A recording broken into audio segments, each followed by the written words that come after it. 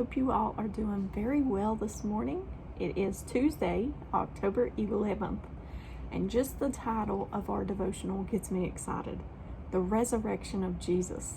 So let's go ahead and see what our devotional says this morning. Acts chapter 4, verse 33. With great power, the apostles continued to testify to the resurrection of the Lord Jesus, and God's grace was so powerful at work in them all. Philippians chapter 3, verse 10. I want to know Christ. Yes, to know the power of his resurrection and participation in his sufferings, becoming like him in his death. And praise God, I want to know Christ, and I want to be like him, just like the Bible says that we're supposed to be. We're supposed to be formed into his. We're supposed to be formed into. Well, we are formed into God's image, but we're supposed to be transformed, meaning our life and everything into how Jesus lived. I don't know the scripture right off the top of my head, but we're supposed to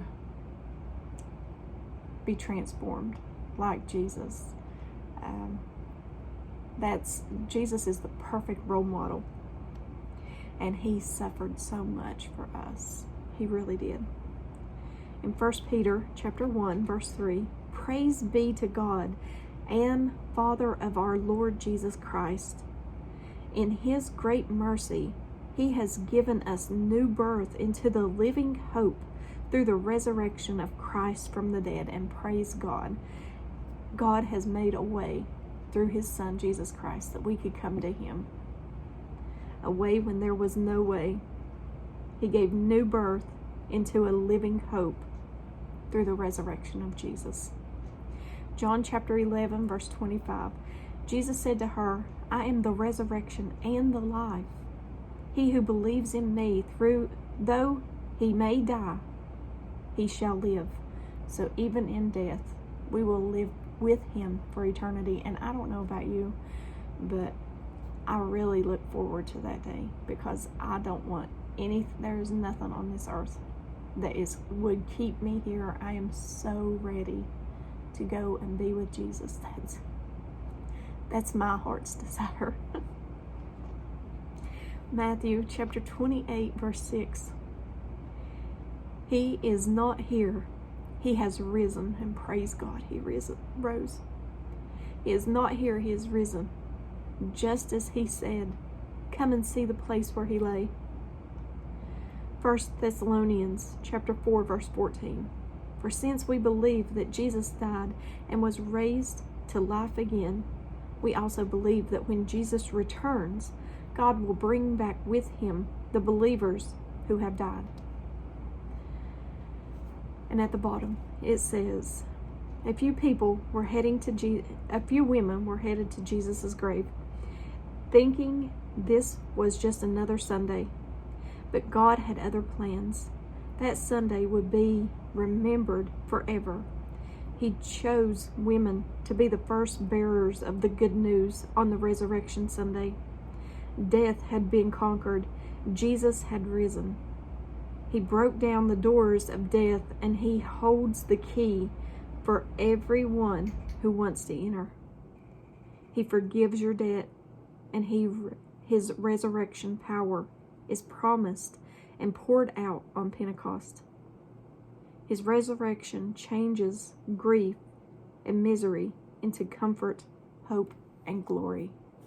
And we do find our hope in him. He is our blessed hope. And I don't know about you guys, but I like that devotional this morning, because it's a reminder of what he done for us. And how God made a way that we could come to him. Because remember, before this time, only the high priest could go into the Holy of Holies to talk to God. So, or to hear from God, or But now we all can go and spend that time with God. He made a way that we could go also. No one could enter into heaven. They were in a place called paradise and could actually see over into hell. Jesus took him keys to death and the grave and took all them people up to heaven to be with God. That could not have been done if Jesus didn't do what he done on the cross. So that's just, he done so much for us. And I don't know about you, but I am so unworthy. I'm so unworthy of the things that he done for me and went through for me. And I don't want to cause him any more pain. I don't. But I won't get emotional this morning. I love you guys. And it gives us something to think about. What he done for us. And praise God that he done that. Because he didn't have to. He could have called down the angels to take him off that cross if he wanted to. He could have. But he didn't. He loved you that much that he suffered for you.